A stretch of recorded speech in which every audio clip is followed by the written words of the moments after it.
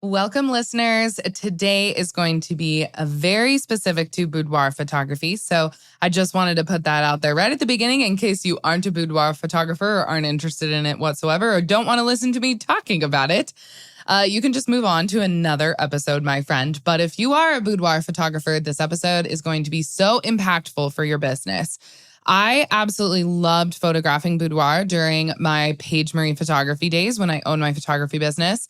But there can be tons, and I mean tons of legal sticky situations that you're going to run into as a boudoir photographer and things you need to look out for in your contract and risks and liabilities involved in it. So I have brought on my friend Emily Sacco to join us today to get into all of it. Let me tell you a little bit about Emily.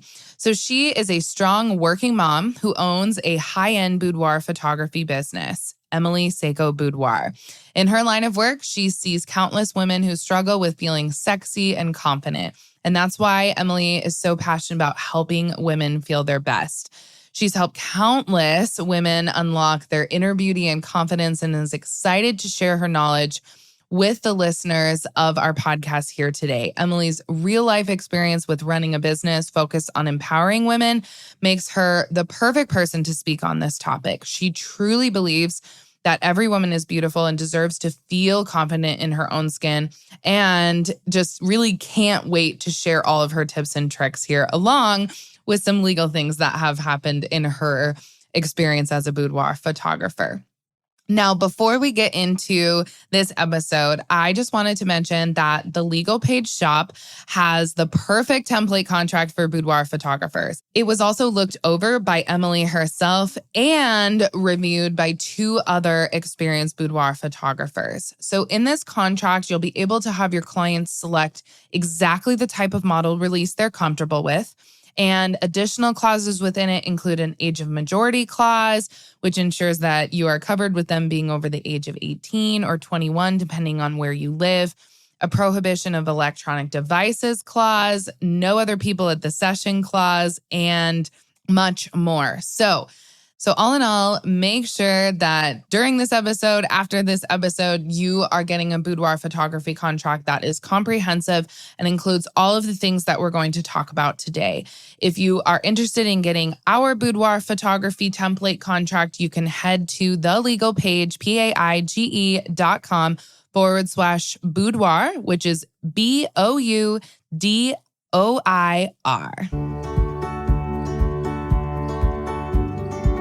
You're listening to the Legal Paige Podcast, where we chat about life and business with a legal twist. I'm Paige, attorney and photographer helping online businesses and creatives tackle their business dreams without breaking out in hives. No more legal mumbo jumbo. This podcast features simple, bite-sized advice that'll have you legally legit in no time. Are you ready? Let's get started.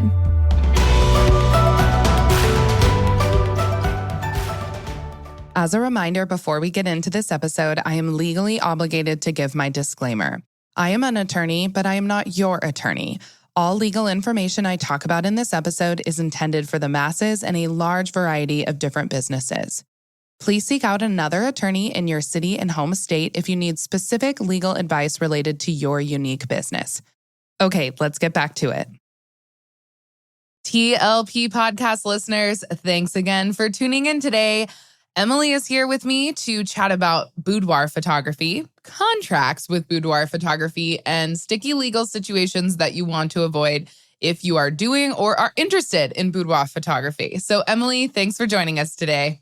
Thank you so much for having me. What a treat. Why don't you introduce yourself to our listeners and tell everyone about what you do and your background? Yeah, so I am a full-time luxury boudoir photographer, and I have 10 years of experience. And I didn't photograph boudoir solely that entire time. I was a wedding photographer, and that's kind of how I found boudoir. But it is my full-time job. I like to joke and tell people, like, I live, I sleep, I eat, like I am boudoir. It's all I do. It's what I love. And I'm also, a busy mom. I have 2 little boys and just trying to live my best life, balance my work, but love what I do too. Oh, that is so amazing. You're a boy mom. I'm one boy so far in my clan of boys. I have a Yeah. feeling I might be a boy mom too. I don't know. That might come to bite me in the butt down later on. And maybe I get a girl, but we'll see. Anyway, hashtag boy mom. Love it. Yes, boy And mom. that's so fun that you also do boudoir photography, which is like, just empowering like moms and women and like embracing their full selves. Can you explain to listeners a bit more about boudoir photography, like what it is, why people do it? As a wedding photographer turned boudoir photographer, like why are you more passionate about this niche? Yeah, absolutely. So, when you gave me the outline and it had that question, I was like, can you explain more about what it is? Kind of sat there and I was like, honestly, I think different people could answer this question differently. And I think that, if we look abstractly at boudoir photography, what it is, it's intimate portraiture, right? I think technically it's like only of women, but like nowadays, it's like you can't really say it's just of women. Mm-hmm. I personally, like, I only photograph women. But so for me, it's so much more than just pictures. And so where this question led me is I was like, well, I have to explain, what I offer is a boudoir experience. So, you don't just come in, get your picture taken, and then leave and get this gallery of images. Like, it's just so much more than that. I do like same day viewing, which is different than like a lot of portrait photographers do. But for me, boudoir photography is this time for women to really take a break from the mundane and do something for themselves for once. Like, as women, we give ourselves in so many ways to our husbands, to our partners, to our children, in our professional life. It's like we give and give and give and give. And, one of my favorite sayings is like, you can't pour from an empty cup. And, we know so much now about, our mental happiness and like well-being and all of these things. So, I mean, boudoir is really a chance for a woman to celebrate herself and to dip into that sexy, feminine goddess energy side that we all have that, a lot of us lose after we have children or after, we've been married for a long time. And so it's this invitation to ignite the past feminine self and just realign with her and get excited about being ourselves again. I love the way you answered that. And for everyone who's listening who isn't a photographer and may just be interested in being a consumer of boudoir photography, I will say that that's a really good question to ask your boudoir photographer as you're like looking into potentially booking a session with them, because maybe you'll align with one, but you won't align with the other on why they do boudoir photography and what they love about it. And so, Emily, I'm glad you said that, because across the board, everyone's going to answer that differently. I love the way you answered it, but I think there's a lot of people who could be interested in it that may not know that facet of it. Is it just like a one size fits all? No, just like everything, it's not a one size fits all. In particular, I love that you touched on, you can tap into that like self-love and feminine energy for yourself. I did a boudoir session for myself post marriage. So it wasn't like before. I think there is a good host of people who want to do it as like, a little black book or like a little present for their, spouse to be. But it was nice to do it after the fact. And I'm just going to put this out there because you guys know I am a total open book. I'm a curvy girl. If you don't know that, now you do. And I've never been like, a size 0 or a size 2 or whatever, just a small size in general.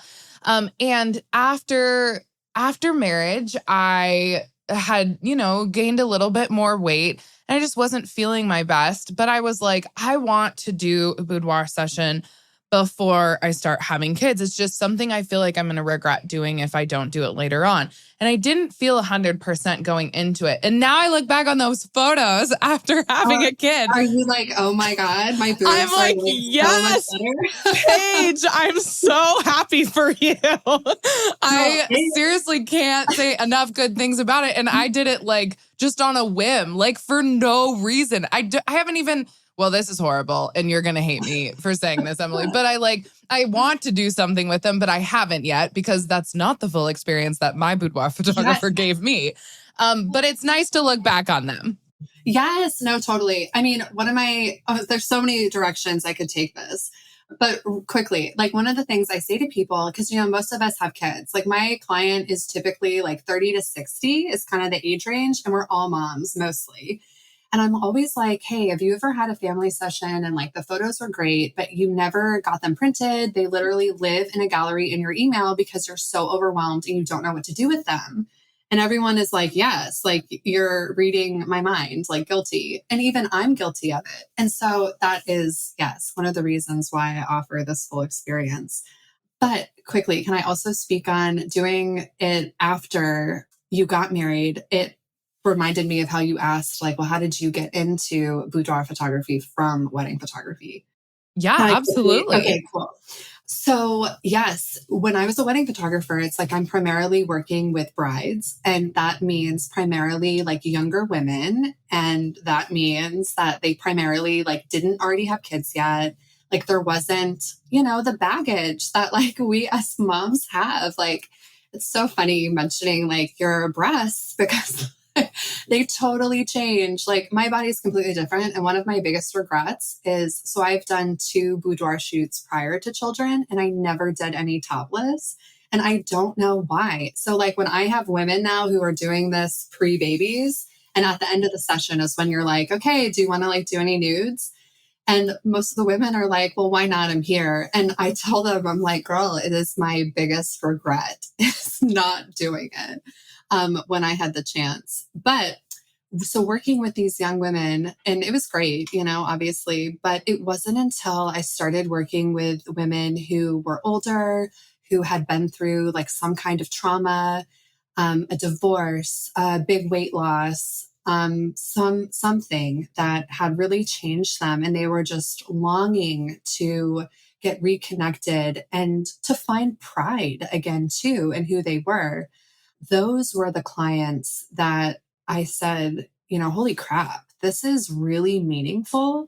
And I can really make it like, it's not just about making people feel beautiful. It's about like changing women's lives. And I know that sounds crazy that like that can happen through boudoir photography, but I've had women tell me like, you've improved my marriage. I bought an outfit that I never would have bought before because now it's like, I see myself differently. But so that's kind of the transition.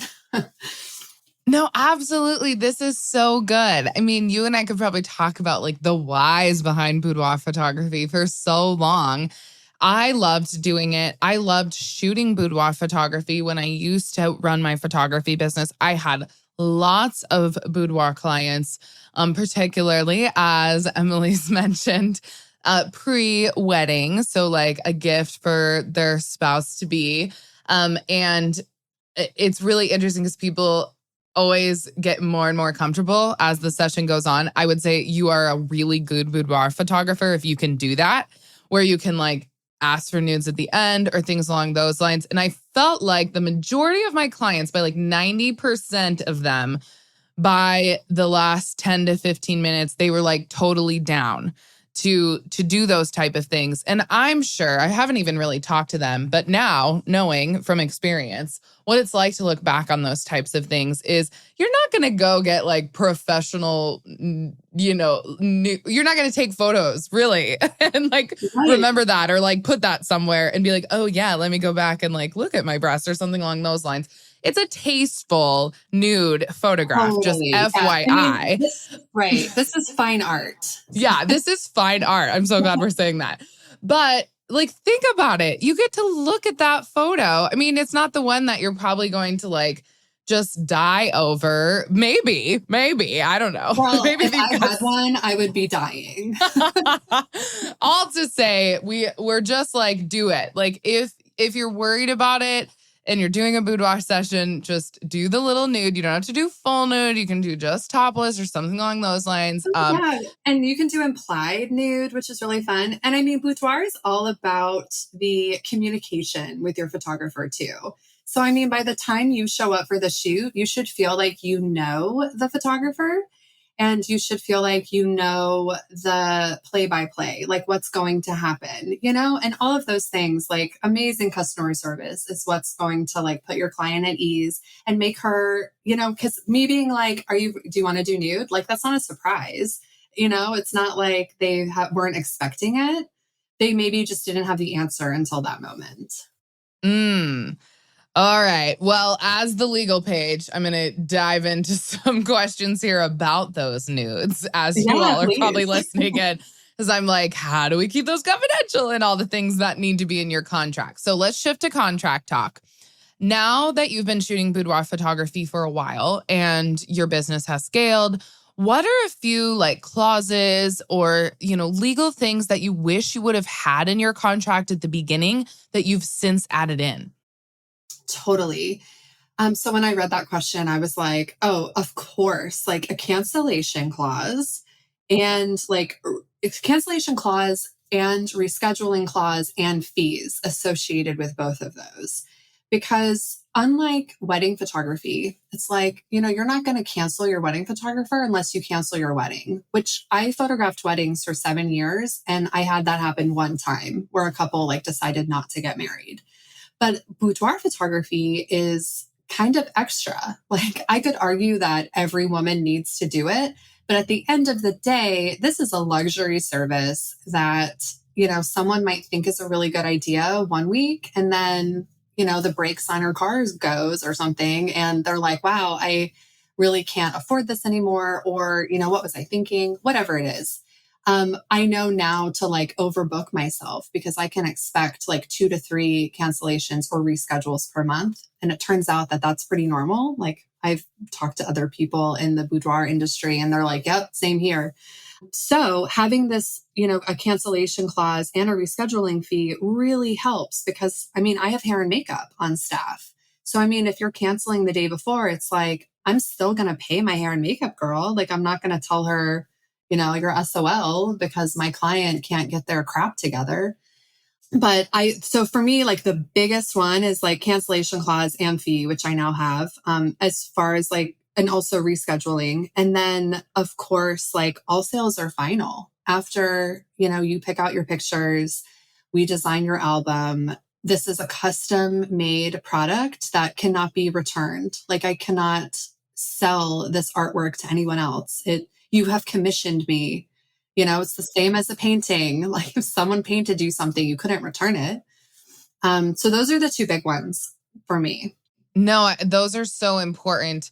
And I'm really glad you stressed the importance of how different a boudoir session is versus a wedding or a big event, or I would say it's honestly a little bit different than family sessions too.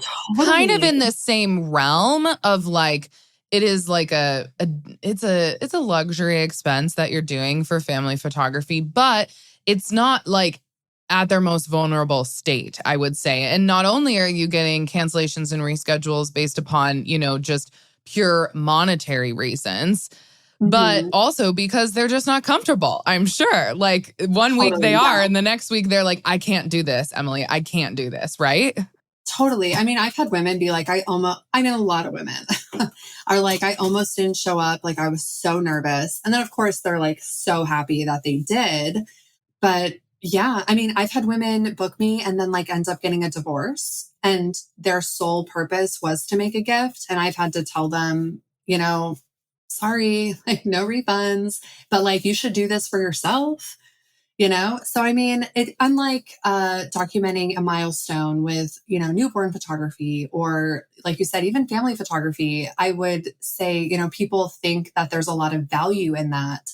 But boudoir photography is so individualized, and when a woman is doing something this luxurious for themselves, we don't usually do things like that. We don't, especially as like mothers. It's like everything goes to our children and to our partners and all of that. So I think, yeah, there's a lot of different reasons why people choose not to continue, but having those clauses is really important.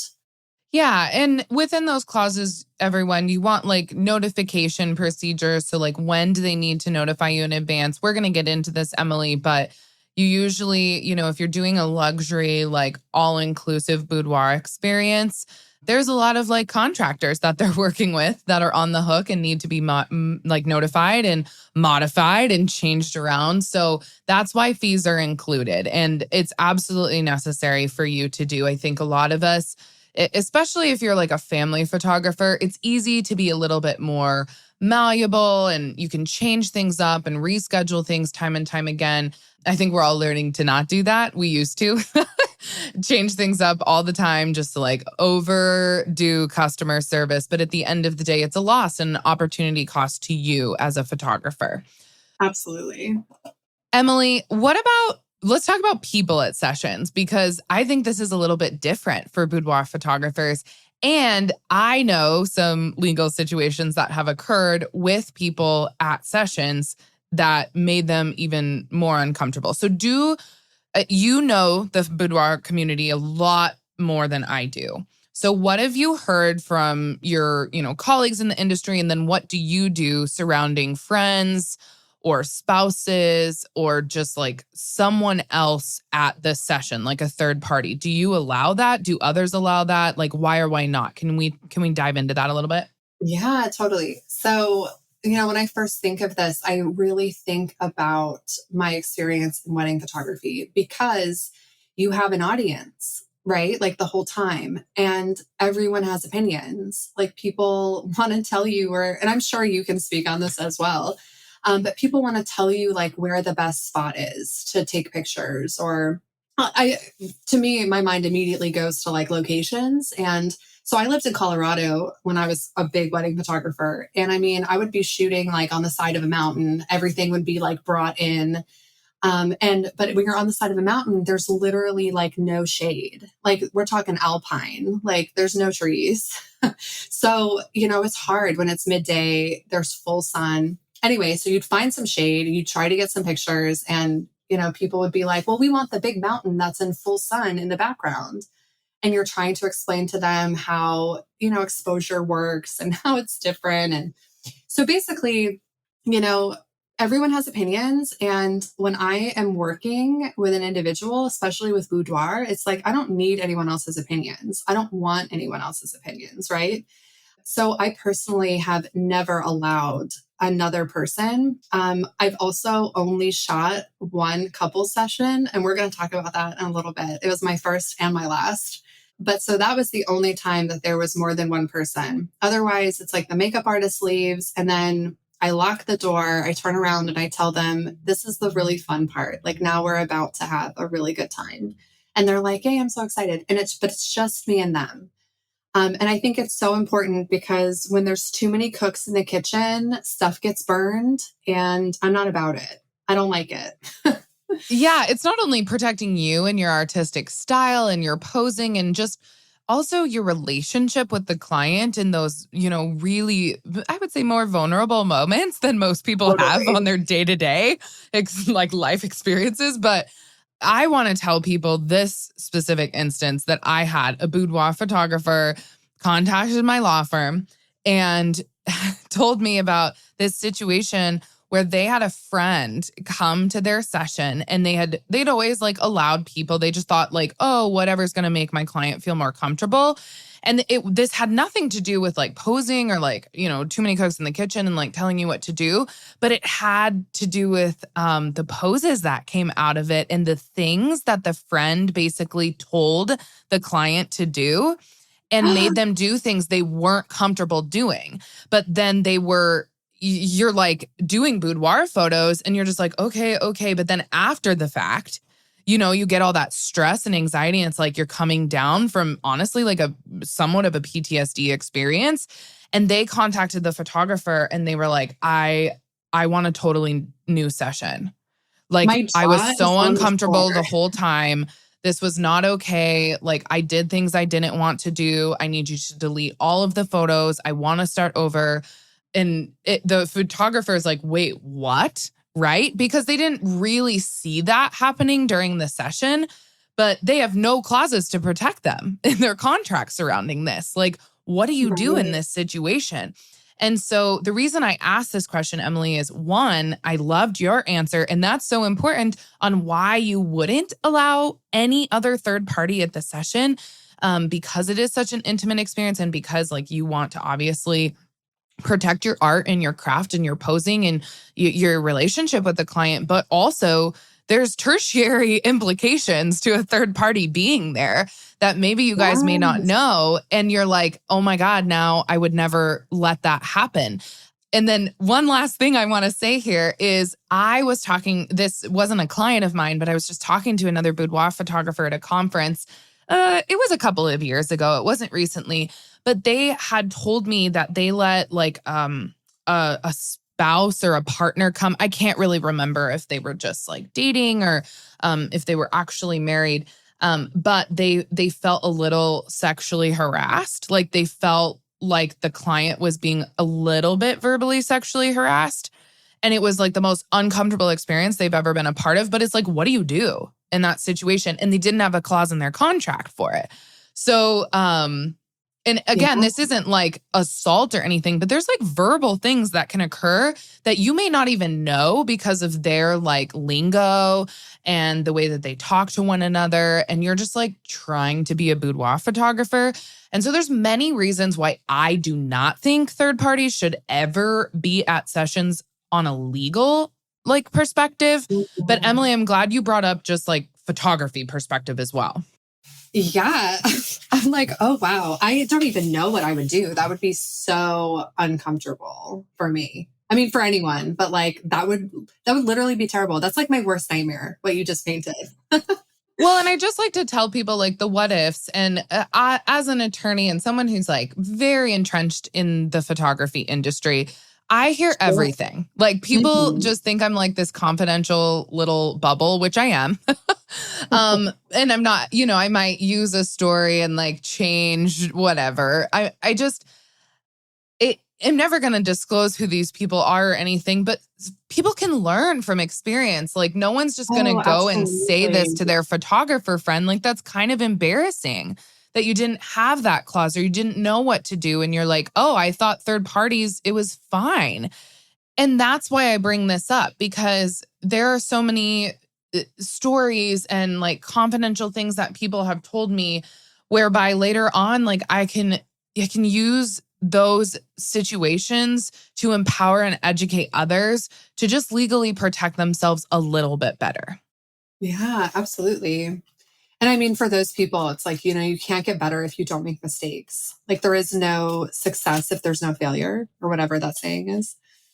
Absolutely. And their contract isn't going to be better until you make mistakes. I can tell you, Amen. everybody knows that from experience. Like, that's why I Totally. always open up these podcast episodes like, what did you do at the beginning that was probably a no-no that you wish you would Yeah. have done now that you've had that experience?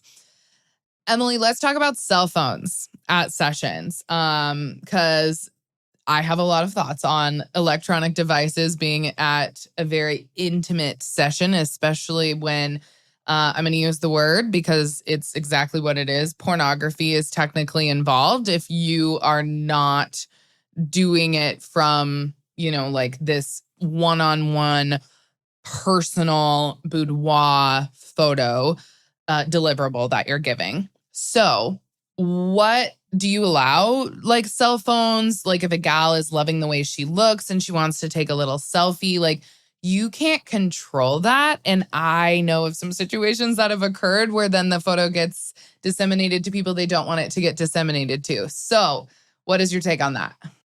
Yeah. So this question, I was like, oh, maybe like I'll learn something. And I think I'm going to give you a good answer, but it's like unknowingly.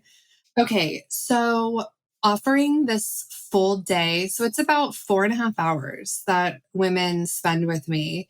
And I really invite them to unplug from the world. So we have like cell phone breaks essentially. So before they get into hair and makeup, I'm like, if you need, because I work with a lot of professional women, like I have surgeons and, people who are like on call and like have patients and someone might need them, moms who, their kids might need them, whatever.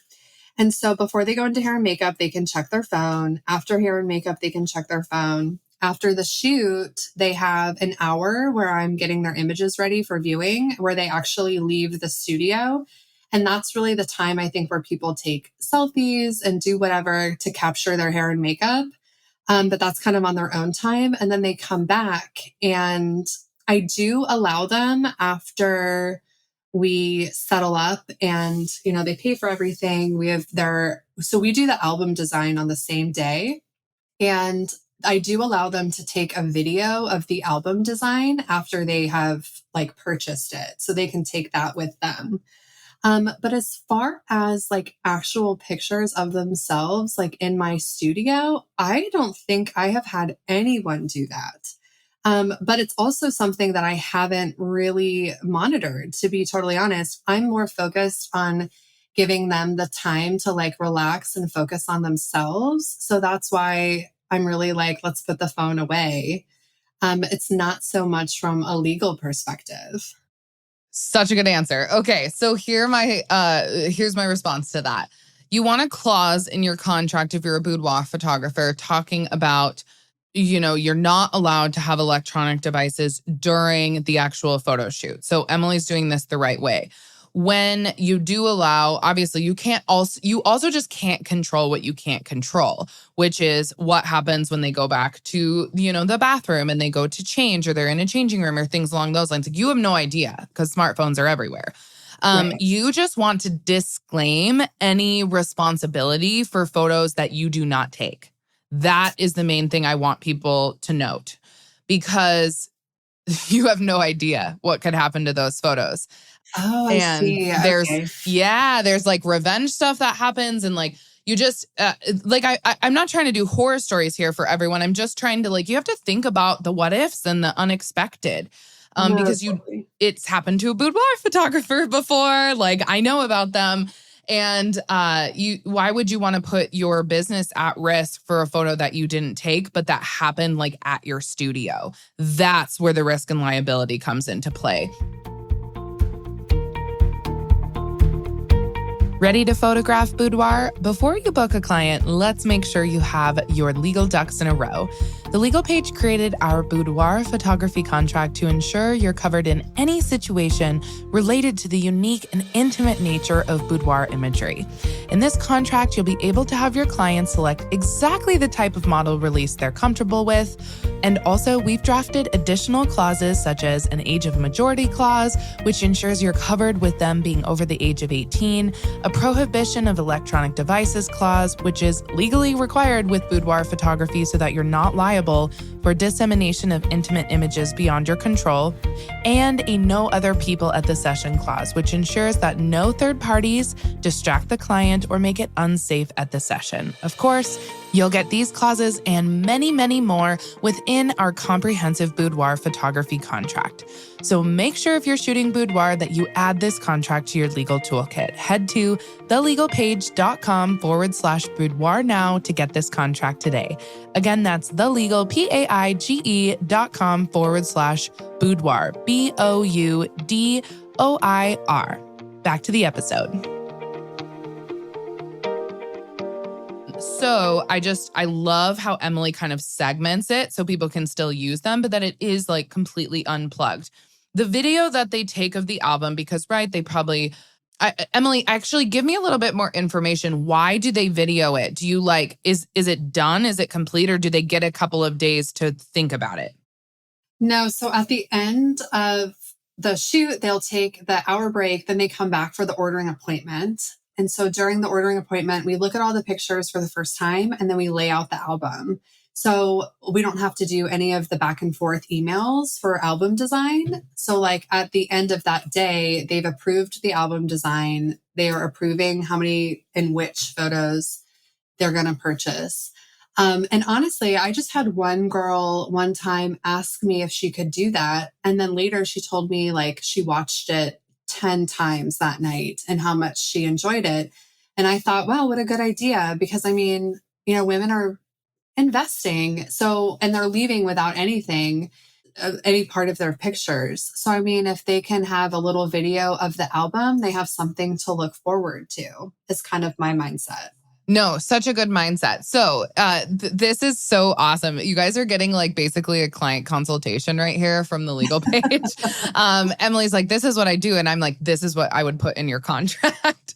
Yes. So surrounding this, I would, just under your electronic device clause, you should always have that in your boudoir contract, you guys. I would just have like a secondary paragraph here where there's an exception regarding like the only exception to this in Emily's situation would be they're allowed to video the final album when it is displayed by a photographer at the end of their, boudoir experience and session. But that that the client will hold you harmless and indemnify you and release you from any liability surrounding what could happen with that video on their smartphone. That is the thing I want you to be protected from, because obviously, the client experience. Emily, I have a secondary question here before I move on. Obviously an hour to like edit all those images perfectly probably isn't enough time. I don't know. Maybe it is. Maybe you're like a wizard, but do you just edit them to like as close as you can get them? You do the album and then afterward you do a little bit more work to make them exactly what you want before you place the album and send the photos to people? Yeah. So the hour is really for me so this is what happens. Let me just give you the lowdown. All right.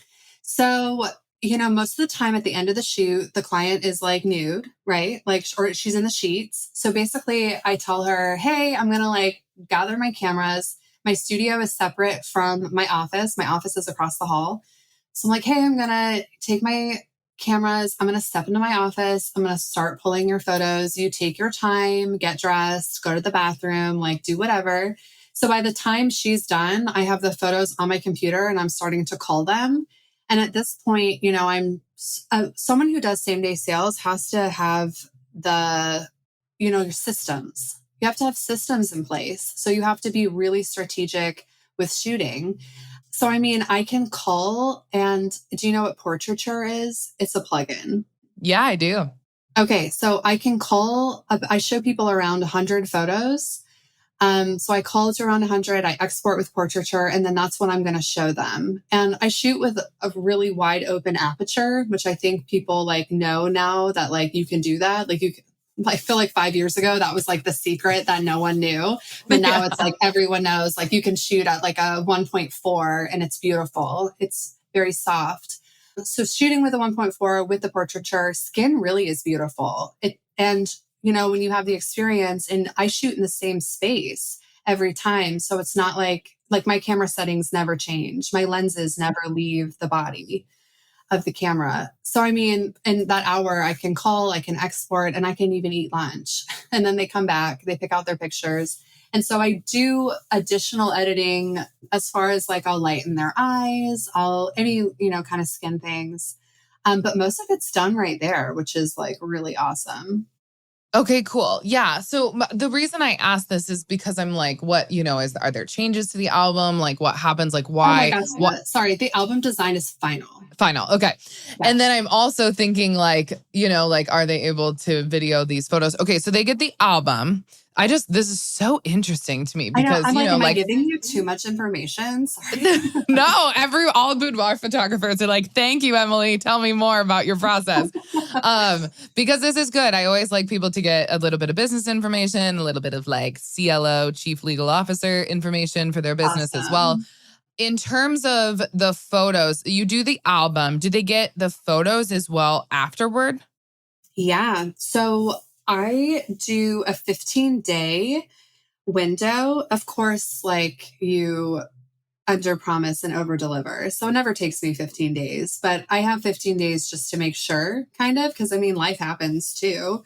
But typically, like they'll get what's called a proof gallery in about a week, and they'll get to go through it, look at all the pictures. They don't get to download them yet, but they've already paid. So, I mean, I don't have to worry about them screenshotting or anything like that. But so they get a proofing gallery where they can look at all the images. They'll let me know if they want further edits, which very rarely. And of course, like when you do have people who want more edits, it's like crazy. They're like skinny, beautiful people who like have made up things in their mind. Like they have body dysmorphia, like that doesn't exist, but whatever.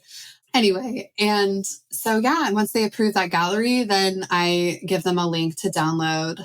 And of course, I make sure to get that receipt so I know if they've downloaded the photos or not. But yeah. Super. Okay, good to know. Okay, so to wrap up here regarding the overall process and electronic devices, I usually suggest for people who aren't having like an all-encompassing in-person sales experience during their session or, shortly thereafter, if you're kind of one of those, you're just going to send digital images to your clients, I would just suggest no electronic devices at the session whatsoever. And then maybe have like a little disclaimer in there where, if there are any selfies taken or anything on a smartphone, either that the photographer was unaware of or that the client did, in their own, I don't know, like personal space, that all liability is waived regarding like what happens with those photos. And then most people have, Emily, you were saying, like they get photos afterward. You can see if they've downloaded them, those type of things. With boudoir photography in particular, like we're always going to, in photography contracts, have clauses related to the responsibility of the client, that they're the only one like using that link, that they don't share it, or if they do, like they know what's going to happen with those type of photos that are shared and available to download by others or screenshot by others. And so with boudoir contracts, you just want them a little bit more refined and concrete surrounding what happens in that situation, that you're only going to send it to the email that's on file with the client. Once that is sent to them, you have no further liability to what happens with those photos, because then it's like the client's responsibility in the client's hands and not yours. So those kind of go hand in hand together, the electronic device clause, as well as like limitation of liability clauses or language in various places of your contract.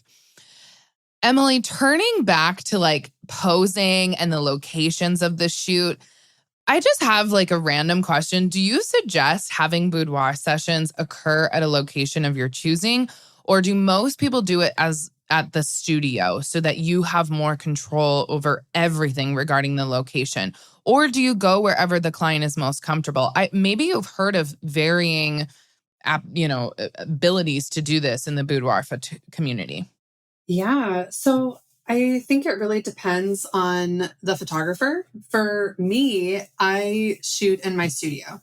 So if I've had people ask me to shoot in their homes and I say, great, it's just going to be an additional fee. And they're already like, okay, I know this is going to be expensive, so I should probably just do it at our studio. But in the past, before having a studio, so when I was a wedding photographer, I didn't have, right now in my studio, I call it my she shed because it's like so feminine, and there's like a chandelier, and I literally go home into like 3 stinky boys, including my husband. My husband's one of those. But so it's like really fun spot for me. But previously, before having a studio, I would get people to book hotels. So working in a hotel is like pretty a safe bet. The problem with people's homes is like lighting. You just don't know what you're going to walk into, and I can work with artificial lighting, but I prefer not to. Like I'm much better without artificial.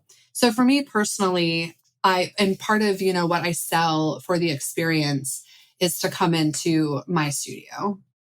Yeah. And legally, you guys, I like hotels and studios because there's so many unknowns that happen at people's houses that I just don't like for you, liability and risk wise. I'm like, don't do it. You can't control who's walking in the door. You can't control if they're going to feel like a different way. Like they think they're going to be more comfortable, but it actually usually leads to being more uncomfortable. So just kind of having that safe space and you being able to control that safe space is really important for location purposes. So I do always suggest that that's kind of more of just like a workflow legal process that you can make sure that you're covered. Now, on the topic that we have so many questions about in the TLP community, especially on Facebook, we have a lot of beauty industry professionals that work with photographers and vice versa, photographers that hire HMUAs for their shoots. And I know you have said that you do, Emily. So what do people need to know? Do you have contractor agreements with the hair and makeup people? That I think along the lines of as well, making sure in your contract that they agree to those things. It's an all-inclusive experience, but that you are understanding the opportunity cost of cancellations and reschedulings when you have beauty professionals that are already lined up as well. Can you just walk through that process as well? So the process with the client or the process with the hair and makeup artist? Sorry. Both. Okay. So with my hair and makeup artists, I have 3 that I work with. And we do have an agreement between each other that, I'll give a certain amount of days notice, the rate that we've agreed to, what's expected of her. And I mean, I kind of always try to approach like each girl, like I had to approach her and be like, hey, I don't want to sound like super controlling, but like, these are the things that I need from you. Like, this is what I want you to talk about. This is how I want you to like treat the client, because I actually leave. So part of like the strategy of getting your client comfortable is having the hair and makeup artist talk about you in a good way. So if you can leave the room and have your makeup, and I've also like photographed my makeup artists. So it's like they have worked with me. That was a gift to them from me. But so they can speak one-on-one about, firsthand about what it was like working with me. So, I mean, I can leave the room and go get like most of my accessories are in my office. So like my robes and shoes and whatever. So I can, after we do like a wardrobe consultation, I can leave, go grab some stuff, and I can depend on my makeup artist to be like, Emily is going to take such good care of you. It's going to be so much fun. And that really puts the client at ease. So anyway, as far as between them, what I stated before are the, kind of the terms. But so I'm also working at having one main makeup artist who I want her to be exclusively mine. So we don't really have a lot of boudoir photographers in this area. There are a couple hours away. But I'm really lucky to where I'm I'm the biggest one in this particular area. I'm in Central Virginia, like right outside of Charlottesville. So, but I want her to be exclusively mine. So that's like another thing. She's about to have a baby. So when she comes back, like she's agreed that that's what she wants to do. So I need to get that as well. And then as far as my clients go, when most of the time I'm booking over the phone. So they're putting down a deposit over the phone before even signing a contract. Okay. And I tell them, I say, this payment is non-refundable because I need to book hair and makeup for you on your date. And I'm also reserving the studio for this entire day. Like I don't shoot 2 in one day. So, and, most of the time verbally or every time they're like, okay, that's fine. But I still will have clients who I shouldn't say clients because they don't end up being clients, but I still have potential clients, agree to everything and then later look at the contract. And in my contract, it says like, the sitting fee covers X, Y, and Z. And then the photos are purchased separately and they start at this price. And I'll still have people be like, you never said that. And I'm like, I did say that because I say the same thing for every consultation. And I obviously I don't want anyone who can't afford this, But anyway, sorry, I'm on a tangent. Did I answer your question? No, you definitely did. I just want to go back to legally speaking in terms of the contracts. The main thing that I think people forget is you need a contract. Usually it's an independent contractor agreement between your beauty professionals and your business because you're writing Yeah, that off as an expense. That's really totally. important. And then, as Emily said, on the flip side, within your client contracts, you need to explain that beauty professional process. How does it work? What, is their booking fee for? Why is it non-refundable and non-transferable to another date? Because of all of these, you have to list them in your contract, all of these expenses that are incurred that you cannot get back. So that's important to explain in this client contract side of things. And I find it really interesting the way you book, Emily, probably because it's just a little bit easier. There's a whole sales process behind that. In terms of like it being legally binding, maybe. You have an oral contract. Oral contracts are enforceable for everyone listening. It's absolutely okay to do. But technically, it depends on what your contract says, because if you use a contract later on that says, this is the full agreement and it supersedes any other previous oral or written agreements that the client and the photographer made. And lots of photography contracts say that the agreement isn't binding until the contract is signed and the booking fee is paid. So it just kind of depends. Like everyone's going to be in a different situation here. I'm just talking about generalized contract language that I see. Emily would probably need to tweak hers quite a bit so that it is like encompassing the oral agreement that they talked about over the phone, what that booking fee is, explaining it, via written communication to them, and then they're signing the bottom dotted line. So it's just like a different way to go about it. It's not like it's not binding and it's not okay to do. I think it's probably really smart to get people booked and get them on your calendar. Yeah. And Well, she's just found that to be a better process.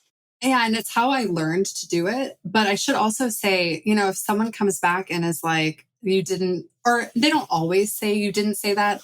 I've had people be like, so my minimum is $695. And I've had people be like, well, you said $695 and I thought it was $6.95. So that was a big learning. I learned that I needed to say the whole thing. But if someone comes back, I refund them. Like, I don't take it although I tell them that this is non-refundable, if someone is going to come back and tell me, that they can't afford this or they no longer want to do it, I will gladly refund them. It's not until they sign, for me, it's not until they sign the contract and, they've been getting my literature that, at that point, I'm like, it's too far gone. Like, this is non-refundable at this point. Like I put a deposit down for the makeup artist, all of that. But if we're talking like a couple of hours, I will gladly refund and cancel that oral agreement that we previously had. Yeah, so smart because it's easier to book them over the phone. You have an oral agreement. You know that like risk-wise, that's going to be a lot harder to uphold and validate. You don't have a contract signed, they haven't done it, and they're in this like limbo refund world. That makes sense. And I think that's a good way to approach your business, knowing that as the chief legal officer for your business. You're like, I'm going to approach sales this way, knowing that I may get a couple like refund requests in that process in between the payment and booking the date and then signing the contract. So totally. I think most women are really excited. You're catching them on the high. It's a sales strategy for sure. But, it's not like I'm talking them into doing this. Like they've contacted me, obviously. But for most people, I think that they do believe that they have committed at that point. It's just those few straggler people that are like, oh, wait, you explained this, but I wasn't listening and now I've changed my mind type of thing. Yeah, I mean, there's a lot of benefits to that too, Emily, because you're able to talk them through what they'll see in your contract. Like Absolutely. we're going to get into model release clauses and you need to, check what you're comfortable with and you'll see this and this is what you can expect. And it's honestly probably a better way to go about it than just book this on my calendar. Here's the contract. There's absolutely no communication between you and the client. So I do really like that. Regarding food and beverage, I want to go into this topic because obviously I think photographers want to make their clients feel extra comfortable doing a boudoir photography shoot. But what are your takes on having champagne or liquor, white glass, beer, you name it, whatever your client prefers at a boudoir shoot? Yeah, I think this is going to be another time where I am going to give you an answer that you like, but it's not going to be because of anything legally. Um, so, and previously I did provide alcohol. And it kind of just depended on like what I had in my fridge, what I bought that week. But I start sessions at like 10 in the morning. So the whole experience is like 10 to 3, essentially. And so what I found was like no one actually wanted any alcohol. And once I had like sparkling water and things like that, like that's what women wanted. And then later, I actually was talking to a colleague and we were actually talking about client gifts. And, she told me, don't ever give alcohol as a client gift. And I was like, why? And she told me, she was like, you just don't know where people are with alcohol. Like, you don't know what their relationship is. Like, they might abuse alcohol, like, or, it's like, you just don't know. And obviously, like the age, I won't photograph anyone who isn't 21. So I know that like they're at least 21 and I check their ID when they get there. So they are who they say they are.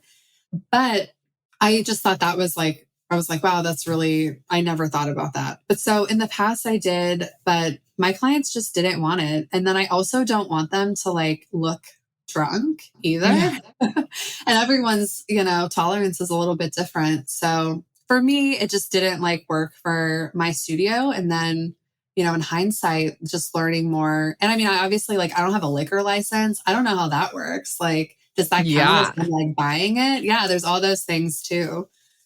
So quickly before I respond to all of that, Emily, because it was so good. You guys, if you're a boudoir photographer, please make sure you have an age of majority clause in your contract and check with your state laws because as Emily said, like she's just going to go full blown into only anyone over 21. And sometimes you can get into weird situations legally with between 18 to 21. And so I love that. And then she would also probably put in her contract, like we're going to verify that you are who you are. Please present like a valid ID with your birth date on it, upon arriving at the session. So that is really important. An age of majority clause, you guys, that's super important to have. Now, in terms of food and beverage, particularly like liquor beverages, and alcoholic beverages, that I just think it's a huge no-no legally. There's so many issues. There's serving law issues where you're like taking on so much risk.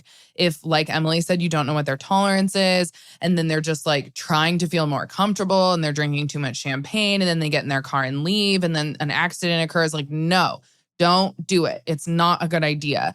And then also in terms of, whatever your liquor laws are, your tavern laws are in your county, I bet if you're serving alcohol, you have to have some type of license or permit for it. Or you have to have some type of license or permit that says that the clients are the only ones able to bring it and you're not the serving party to that. So I would say really don't do it. I have so many legal reasons on why not to do it. For risk and liability, for permitting purposes, for regulations in your county and your state to abide by laws. You probably don't have you probably don't even have the insurance to cover that for your business. So for many purposes, I just don't think it's a good idea. But Emily, I'm glad you mentioned just some like really practical reasons why you wouldn't want to do it as a boudoir photographer either, or in a gift. Yeah, that was really eye-opening for me. I had never thought about that. And I thought, oh my God, that would be like the worst gift for like a recovering alcoholic. You're like, here you go. You just did such a meaningful, personal thing for yourself, but like, don't trip up. Here you go. It's not funny. I don't know why I'm laughing. We're laughing at each other. Okay, so switching gears here to model releases, I think it's important that we touch on this. I'm sure many people are listening and being like, when are you guys going to get to this? So there are basically a few different options here that you have to present to your clients, and you have to allow them to voluntarily check which one they're okay with. So a total model release would be any and all photos. Only photos with their identifiable features, such as face, tattoos, birthmarks, those type of things. or no photos to be used at all. Or you can even have only photos that the client selects that you can use for marketing and advertising purposes after the fact. So you guys, a model release is only for your business. And Emily, I'm excited to hear you talk about this because I'm sure you need these images for marketing and advertising purposes. But everyone is different on their comfort level. And I think particularly for new boudoir photographers, they get themselves into a pickle because they didn't maybe do this. And then they're like showcasing photos that the client isn't comfortable with and all of those different things. So Emily, how do you handle model releases with clients when it comes to boudoir sessions? Yeah. So I think it's helpful to kind of set the stage a little bit too with who my client is. So my clients come to me and all of them are like, this is way out of my comfort zone. This is something I would never do. Like, it was even hard for me to like work up the courage to call you or inquire, whatever. And so in that consultation, I make a point to say by default, your photos are completely private. And during your ordering appointment, we're going to talk more about your comfort level of sharing. So it's like they know right away that they don't have to share anything that they don't want to share. And like you said, there's these different tiers that you can share. And I even go as far as to ask them.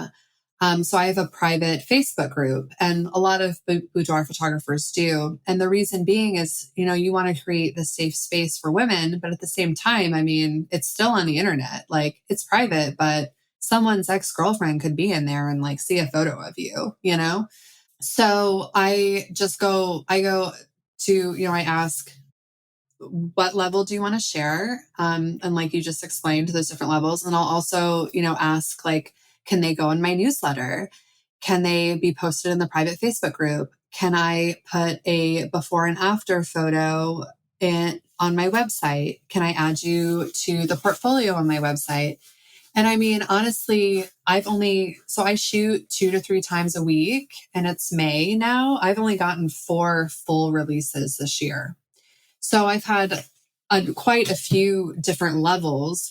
Most people are pretty comfortable sharing in the private group. Some people will be okay with putting a picture or 2 in the portfolio section. The vast majority do not want to be on social media. And so, yeah, you have to think about that. So, I mean, I'll talk to the client in hair and makeup and I'll see, are you thinking maybe you'll want to share I'm like, do you think you would want to do some like anonymous shots? And a lot of time I can get a gauge for what they're thinking. And that's so helpful because if I know they're already on board with anonymous shots, I'm going to shoot way more anonymous shots so that I can use them. Most of the time though, I think women just aren't sure and they're like, I want to see them first. And that's totally fine. And that's what I expect. So, I mean, I definitely do shoots just for social media sometimes, like do a model call and tell them, your images are going to be on social media. Most of the time it's like a young person, which is totally fine. But yeah. I have a lot of follow-ups to this. So everyone who's tuning in, the first and foremost clause you absolutely need in your boudoir photography contract is an optional model release clause where the client is, like I said, voluntarily deciding what they want to agree to.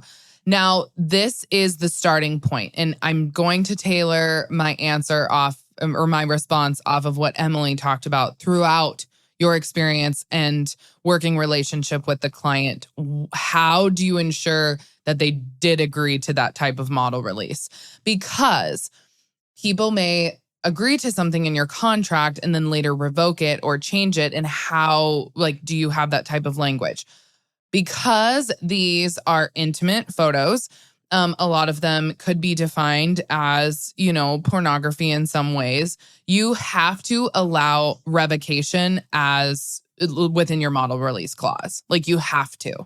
It's legally binding and you're legally obligated to make sure that people are comfortable. And if they want to change their model release at any time, they should be able to do that. And so for boudoir photographers, like Emily's saying, she's gauging throughout the process, like, okay, you signed this, like, maybe in your workflow and systems, you're explaining that to them prior to their session. So that when they arrive, they're already kind of thinking that. And then Emily's saying she's gauging, like, do you want to do some anonymous shots? And they're like, oh, yeah, because maybe they said they just don't want any type of identifiable features to be shared. And she's like, okay, I'm going to like bank on that. I'm going to ask them. And then, okay, they're still pretty comfortable with it. So then I'm going to take all of these, non-identifiable photos because that's really important for my marketing and advertising purposes. And, I need them for business use. And then I always tell people once they see their photos, it's a really good opportunity to change a model release as well, because they're going to think differently from when they signed to before the session to after your experience with them. They may be a lot more comfortable once they see photos, and maybe they'll select 5 that you can use. Maybe they don't want all of them, but maybe they will select some that you were like, oh, I didn't even think that they would allow me to use that one. And they will. Just note that they can revoke later on. So that's just something I always tell people in boudoir photography. The client is the owner of all of this kind of stuff. Like, you own the copyrights, but they own their body and they own their likeness and they own these really, really intimate photos. So it's just important to note as a boudoir photographer, all the levels of like identifying what stage of the model release agreement they're in. Totally. And mine is all done like after, like during the ordering appointment. They decide like what they're gonna sign up for. But I even get really surprised sometimes when people who I like didn't think were going to be open to sharing want to just bear it all. It's really interesting out here. Yeah. I'm glad you mentioned too, Emily, like you guys, you can have this in your client contract, or you can just like in the Legal Paige, contract template shop online, we have a full length boudoir contract. Here's like a tip for boudoir photographers. If you want to do what Emily does, I think that's really smart to get them to sign the model release after the fact. Once they've also already viewed the photos, had the experience with you, like have all of the information presented to them to be able to sign a model release accurately and to be fully educated on what they're signing up for. You can even take the model release clause. You need that clause that we have in the boudoir contract. You could take it out and put it like on a different release form, like a little one pager that they would sign right next to you once you like explain it to them in person after they've seen the photos. And then in your actual contract, in your model release clause, you can just state, the client agrees to sign a model release with the photographer upon viewing the photos and, payment for their photos, and they will have these options. And so like, please refer to this. It'd basically be an addendum to the contract, a model release addendum. So I really like that option too, Emily. There's lots of different ways to go about this, you guys, but the most important thing, get them to sign a model release in some respect. Totally. Yeah. Whether it's to share nothing or everything. Yeah, because then you always have it to go back to. Okay, well, we dove into so much in this episode. It was incredibly beneficial, I think, for any boudoir photographer that's listening in, whether you're just starting out, you're in the middle of your business, you're working hard, or like you're building an empire of boudoir photography wherever you live. Emily, any last, bits of advice you'd like to give people listening in? And then where can people find you? I think you also offer some good educational opportunities if people are looking to learn more from you. Yes, I think the best advice that I could give to anyone who is aspiring in any way is to like invest in the education and invest in your contracts.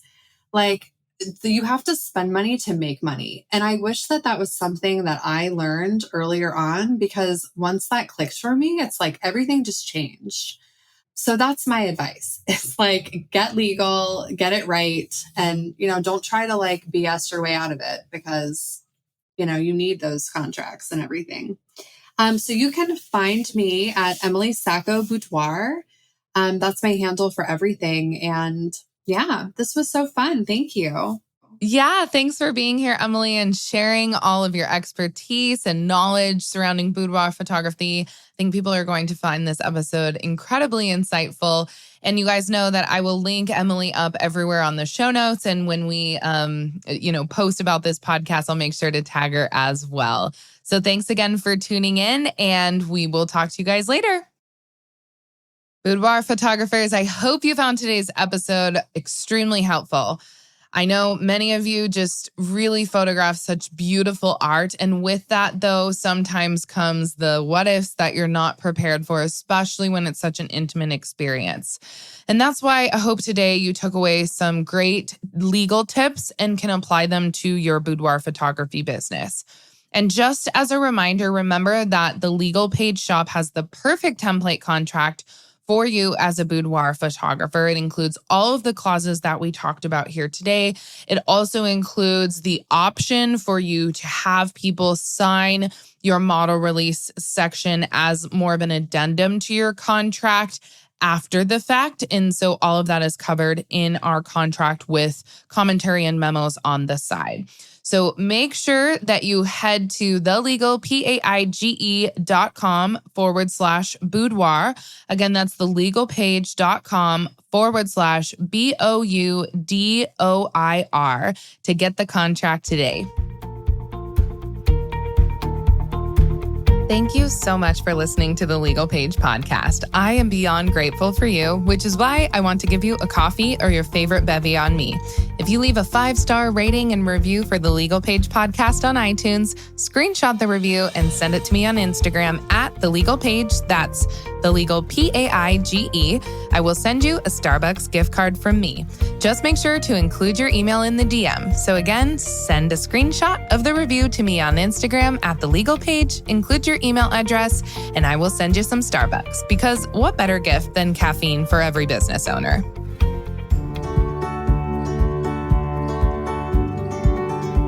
Thanks so much for listening to this episode of the Legal Paige Podcast. See, I told you being legally legit isn't so scary. Be sure to visit thelegalpaige.com for all show notes. And it would be super awesome if you could head over to iTunes and leave a review. Last but not least, don't forget to join my free Facebook group for unlimited legal and biz Q&A. Chat soon, Legal Pagers.